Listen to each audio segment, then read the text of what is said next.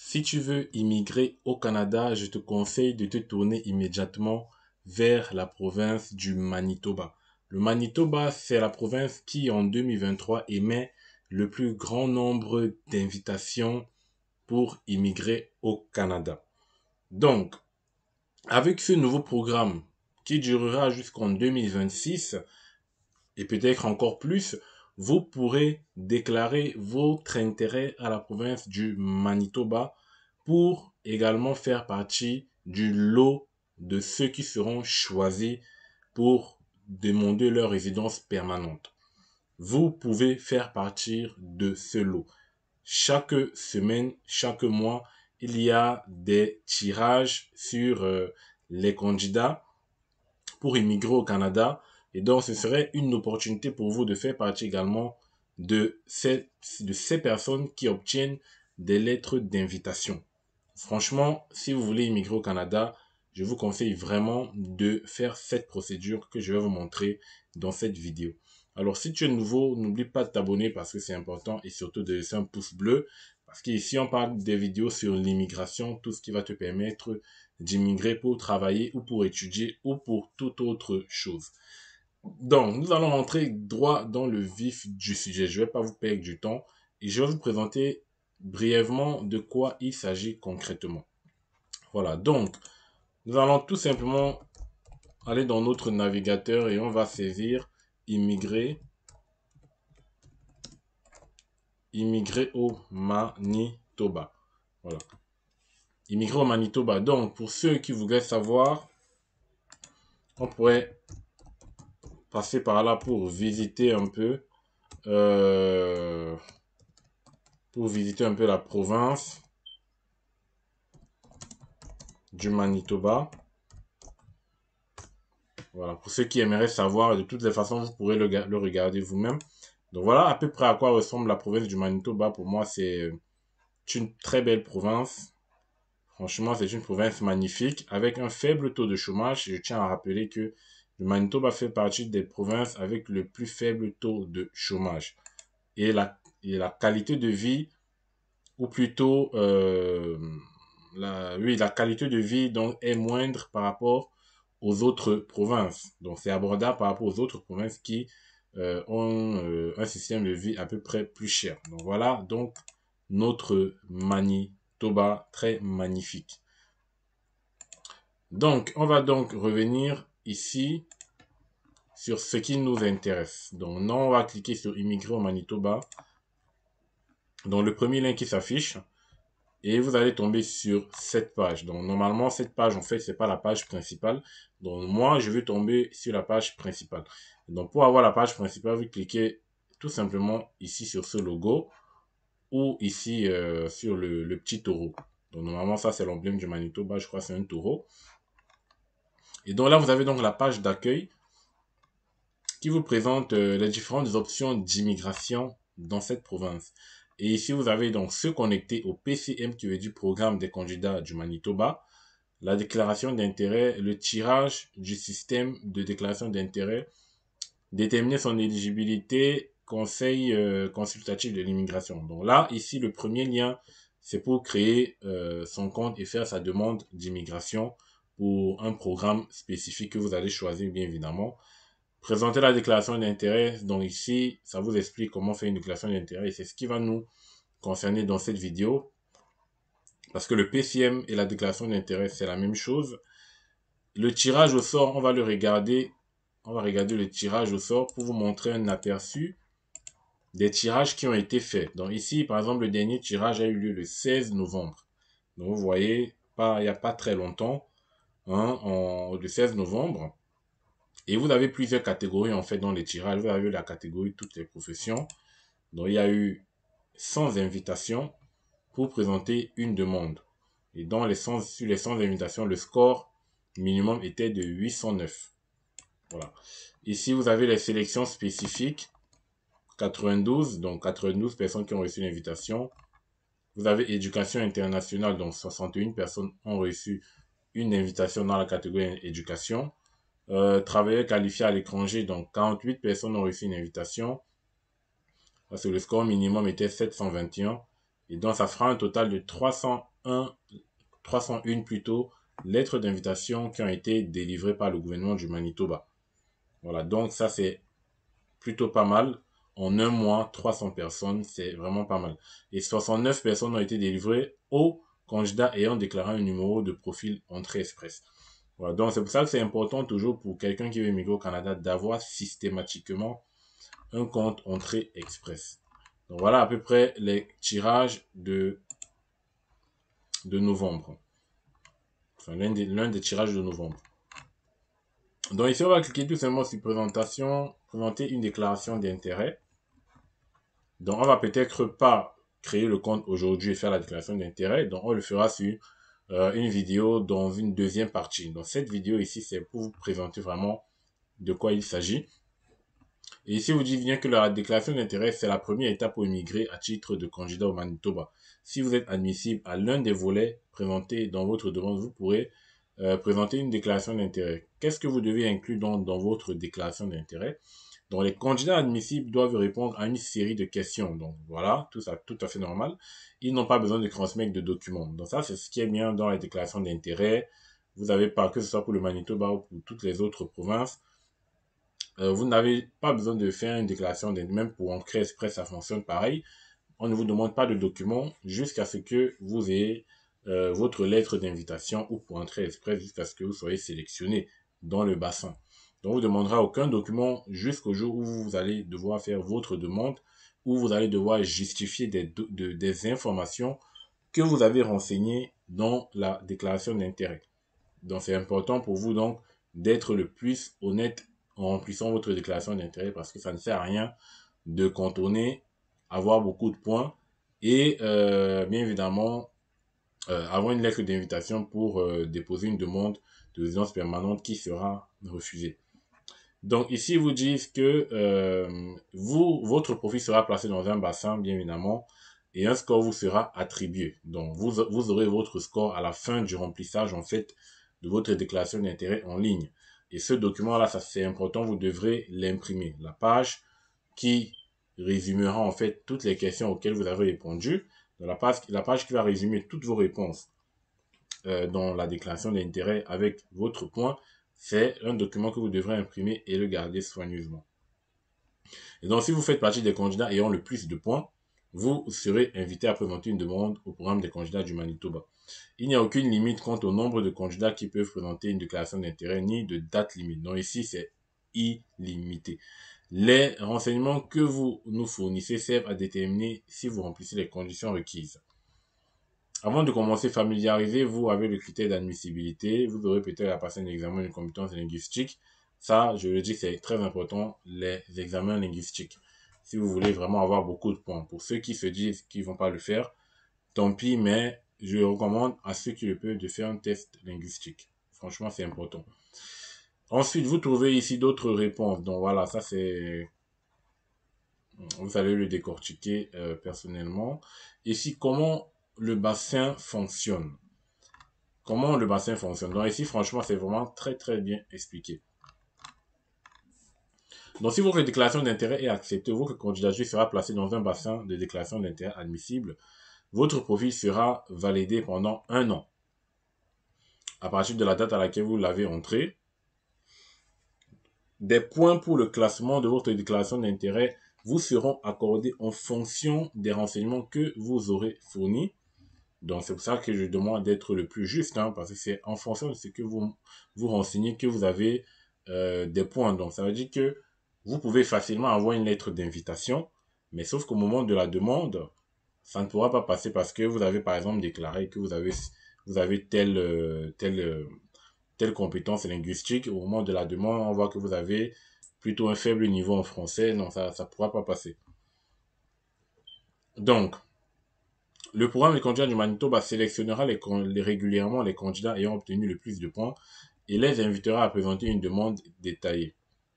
Le programme des candidats du Manitoba utilise un système électronique pour la présentation des déclarations d'intérêt, donc ce qu'on va voir tout à l'heure. Si vous êtes invité à présenter une demande, vous pouvez utiliser les renseignements d'ouverture de session.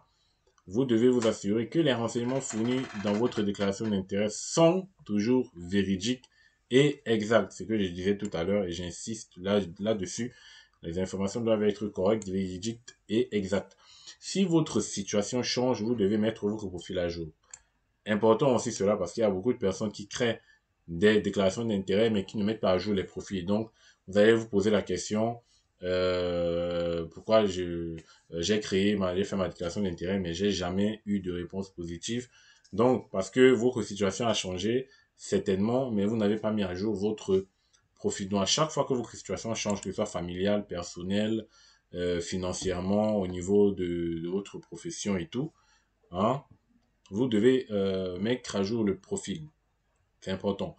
Et enfin, s'il constate plutôt que vous avez fourni de faux renseignements et des renseignements trompeurs, que vous avez omis des détails importants, votre demande sera refusée et vous pourriez être interdit de présenter une autre demande pendant 2 ans. Donc ça, c'est important à savoir. Comprendre le système de classement. Donc ici, en fait, le système vous évalue sur un système de score. Voilà.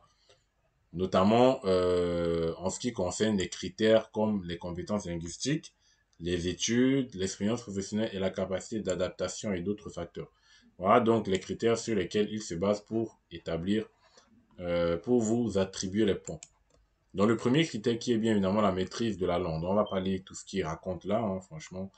Dans la maîtrise de la langue, dans le tableau, ça se voit très clairement. En fonction du niveau que vous avez hein, dans votre attestation, vous avez un certain nombre de points. Par exemple, si vous avez un niveau 5, vous avez d'office 17 points. Voilà. Et c'est bien évidemment par résultat moyen. Donc ça peut être un peu plus. Donc ça c'est le résultat moyen, donc 17 points. Si vous avez par exemple un niveau 7, vous avez 22 points. Ce qui est déjà pas mal. Et si vous avez, ça c'est la première langue officielle. Si vous avez une seconde langue officielle et que vous avez un niveau 5 ou plus, vous avez en plus 25 points. Voilà, donc c'est déjà vraiment pas mal. Ce qui fait un total pour la maîtrise de la langue 125. Donc ça c'est les 25 plus ça plus ça. Ça fait 125. Ce qui veut dire quoi? Ce qui veut dire tout simplement que si vous avez, parce que les résultats sont cumulables. Parce que si vous avez un niveau 7, 22, et que vous avez, ça veut dire, bon, si vous avez un niveau 7, ça veut tout simplement dire que vous avez validé le niveau 6, le niveau 5 et le niveau 4. Ça veut dire que donc vous aurez 12 plus 17 plus 20 plus 22, qui fera par exemple, si on fait 12 plus 17, ça fait 29, 29 plus 20, 49, et 49 plus 22, mission, ça fait 61. Donc vous aurez 61 sur 125, ce qui est déjà pas mal. Ensuite, pour le critère de l'âge, donc tout simplement, le total des points, c'est 75. Donc ici, c'est recommandé. Pour ceux qui veulent immigrer, ils conseillent toujours d'avoir je crois, c'est entre 18 et 55 ans maximum. Donc ici, si vous avez par exemple 18 ans, vous avez 20 points. Si vous avez 19, 30, 20, 40. Si vous avez entre 21 à 45 ans, vous avez 75. Et ça, c'est le maximum. Donc ça veut dire que si vous êtes âgé entre 21 et 45 ans, vous avez automatiquement 75 points. Donc 75 sur 75. Donc vous remplissez tout. Voilà. Ce qui est déjà bien. Imaginez, vous avez déjà 75 sur les critères de l'âge et que vous avez ici, par exemple, seulement 40. Donc ça vous monte à déjà 125. Ouais, 125 points. C'est déjà pas mal. Maintenant, le troisième critère, c'est l'expérience de travail. Moins d'un an, 0. Si vous avez un an d'expérience de travail, ça vous fera 40. Si vous avez 2 ans, ça vous fera 50. 3 ans, 60. Et ainsi de suite. Donc, par exemple, si quelqu'un qui a 2 ans, ça fait 50 points, c'est déjà aussi pas mal. Même le 40 points pour un an, c'est pas mal. Donc, les critères maintenant de l'étude. Ici, pour les études, si vous avez une maîtrise ou un doctorat, franchement, vous avez 125 sur 125. Si vous avez au moins deux programmes d'études postsecondaires d'au moins 2 ans chacun, vous avez 115. Donc, je crois que ça, c'est un équivalent aussi à un niveau master, je crois. Dans un programme d'études postsecondaires de 3 ans ou plus, vous avez 110. Un programme d'études postsecondaires de 2 ans, vous avez 100. Un certificat des écoles des métiers, 70. Un programme d'études postsecondaires d'un an, 70. Donc déjà, si vous avez 70 et 125, c'est déjà dans le critère des études, c'est supérieur à la moyenne. Donc, c'est déjà bien. Et puis, si vous avez aucune formation post-secondaire, bien évidemment, ça vous fera 0 points. Ensuite, il y a le critère 5 qui est l'adaptabilité. Et ça, c'est aussi important lorsque vous avez, par exemple, des connaissances plus de la famille dans la région du Manitoba, hein, dans la province du Manitoba. Ça vous attribue énormément de points. Ici, c'est sur 500 points. Et c'est ça qui prend le plus de points au vu de ce qu'on a vu tout à l'heure. Donc, déjà, la compétence linguistique, ça prend 125 points, c'est pas mal. Critère de l'âge, c'est un peu négligeable. Si on prend l'expérience de travail, 175 points, ça se rapproche des 200 points. Critère des études, 125, c'est pas négligeant non plus. Et vous voyez l'adaptabilité, en fait, 500 points, c'est énorme. Ça veut dire tout simplement que si vous avez un lien de filiation avec une personne de Manitoba, par exemple, un parent proche, vous avez automatiquement 200 points. 200 points. Si vous avez, par exemple, une expérience de travail antérieure au Manitoba, vous avez 100 points. Programme d'enseignement postsecondaire terminé au Manitoba, ou un ami proche ou un parent éloigné au Manitoba. Donc, franchement, pour amis proches, tout le monde peut inventer quelqu'un et déclarer comme ami. Hein. L'essentiel, c'est d'avoir un contact. Même si vous ne connaissez pas la personne, vous demandez une permission et vous déclarez. Et ça vous fait au minimum 50 points. Parce qu'on ne sait jamais. Hein, vous pouvez rater une lettre d'invitation pour un seul point qui vous manquait. Donc, il vaut mieux toujours maximiser les possibilités. Maintenant, pour les demandes du Manitoba. Emploi continu au Manitoba pendant au moins 6 mois. Donc ça, c'est vraiment pour ceux qui étaient déjà au Manitoba, qui ont eu un emploi continu pendant au moins 6 mois à long terme avec un même employeur, dans 500 points directs. Invitation à présenter une demande en vertu d'une initiative de recrutement stratégique, 500 points. Donc si vous avez reçu une invitation à présenter une demande en vertu d'une initiative de recrutement, vous avez 500 points directs. Voilà, donc, ensuite, vous avez l'évaluation des risques. Hein. L'évaluation du risque, c'est-à-dire parent proche, par exemple. Ici, il parle d'expérience professionnelle dans une autre province. Donc là, c'est en moins. Hein. Si vous avez une expérience dans une autre province, ça fait moins 100. Une étude dans une autre province, ça fait moins 100. Donc, franchement, c'est pas très intéressant, ça. Ok, donc,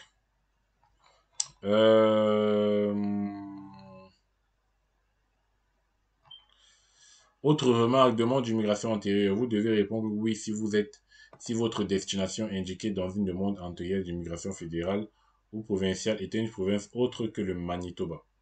Donc, si vous avez eu à demander une fin des demandes d'immigration antérieure qui était une province autre que le Manitoba, vous devez renseigner cela. Maintenant, les lettres d'invitation, les déclarations d'intérêt ayant obtenu le plus de points selon le système de score décrit ci-dessus, bien évidemment, sont extraits du bassin sur une base régulière. Et les candidats sélectionnés recevront une lettre d'invitation pour présenter une demande. Et vous avez bien évidemment, ça c'est important, 60 jours après la réception de la lettre d'invitation pour 60 jours plutôt pour remplir la lettre d'invitation et présenter sa demande au programme des candidats du Manitoba. Ensuite, si vous êtes invité à faire une demande, votre lettre d'invitation vous indiquera la marche à suivre. Donc, tout sera détaillé sur la lettre d'invitation. En suivant les instructions, vous pourrez vous connecter au compte du gouvernement du Manitoba afin de créer une déclaration d'intérêt et tout. Essayez d'améliorer votre score. Donc, ici, en fait, c'est pour vous dire tout simplement que vous pouvez augmenter vos points même après avoir rempli la déclaration d'intérêt. Hein. Par exemple, en repassant votre test de langue, si vous avez un niveau 2, vous pouvez décider de repasser. Vous pourriez décider de repasser votre test de langue et avoir un niveau 7 et vous pourrez donc le déclarer sur votre compte de déclaration d'intérêt et ça vous augmente les points. Voilà. Par exemple aussi pour l'expérience, si vous avez acquis encore des mois d'expérience ou des années d'expérience, bien évidemment, ça vous augmente les points. Mais pour cela, il faudrait mettre à jour votre compte. Donc, comment créer votre déclaration d'intérêt? Franchement, c'est une étape qu'on va faire bien évidemment. Je vais quand même vous ouvrir le lien et vous mettre le lien dans la description. Ça, c'est une vidéo qu'on fera entièrement à part. Donc, sinon, cette vidéo durera très longtemps. Donc, je vais présenter ce programme de déclaration d'intérêt qui me semble être très intéressant parce qu'il y a beaucoup d'invitations émises par le Manitoba. Donc, je pourrais vous montrer comment créer un compte, comment faire la demande. si bien évidemment vous êtes vraiment intéressé. Donc partagez la vidéo et abonnez-vous surtout à cette chaîne pour ne pas rater les prochaines vidéos qui seront très intéressantes. Donc voilà, je vais vous laisser ici. Et bien évidemment, si j'ai des retours positifs, je ferai une vidéo sur, bien évidemment, comment présenter sa demande auprès du gouvernement du Manitoba. Et vous allez voir que beaucoup de personnes recevront au moins une lettre d'invitation. Donc je le sais et j'en suis très sûr. Donc je vous demande de vous abonner et n'oubliez pas de laisser un pouce bleu pour me soutenir. On se voit donc à la prochaine pour un nouveau numéro. Portez-vous bien. Ciao les amis.